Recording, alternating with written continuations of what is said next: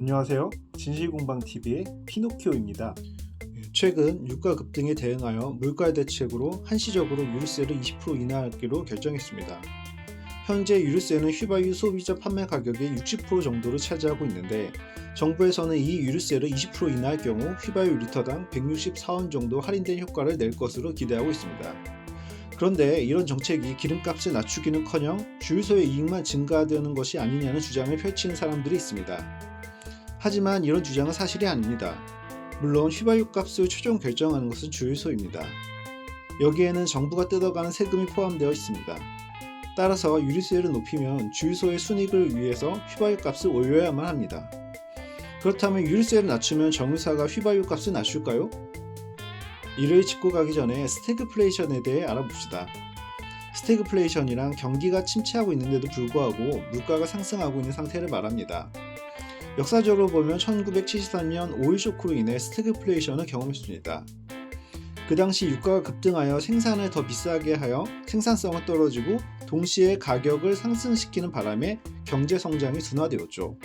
즉 오른 유가는 전반적인 생산 물가를 올리고 이렇게 올라버린 물가가 소비를 위축시켜 경기를 오히려 둔화시켜버리는 겁니다. 정부가 유류세를 인하하는 것도 기름값 급등으로 인한 스태그플레이션을 막고자 하는 의도가 있는 것이죠.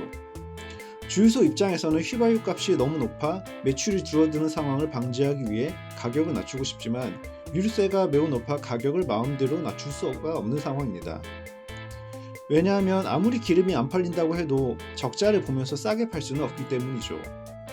그런데 정부가 중간에 뜯어간 유류세를 인하할 경우 정유사는 기름값을 낮춰도 순이익을 남길 수 있는 상황이 되고 낮아진 기름값으로 인해 위축된 소비 심리를 다시 살아나고 전반적인 물가에도 이것이 반영되는 것을 기대할 수 있게 되는 것입니다. 그럼 여기서 유류세를 낮추는 것만으로 어떻게 전반적인 물가를 낮출 수 있을까 의문이 있는 분들도 있을 것입니다. 이것은 운송 과정에서 발생하는 비용의 감소로 물가를 낮추게 됩니다. 우리가 체감하는 물가에는 유통 과정 중 운송을 통해 전달되는 비용이 포함되어 있어 기름값이 낮아질 경우 이러한 비용이 줄어들고 소비자 물가를 낮추는 효과를 기대할 수 있게 되는 겁니다. 그래서 오늘의 진실, 유류세 인하로 기름값 떨어지는 효과가 발생하고 이는 더 나아가 소비자 물가를 낮추는 효과도 기대할 수 있다. 그럼 유류세를 아예 폐지하는 게 제일 좋겠네. 영상이 마음에 드셨다면 구독과 좋아요 버튼을 눌러주시면 감사하겠습니다.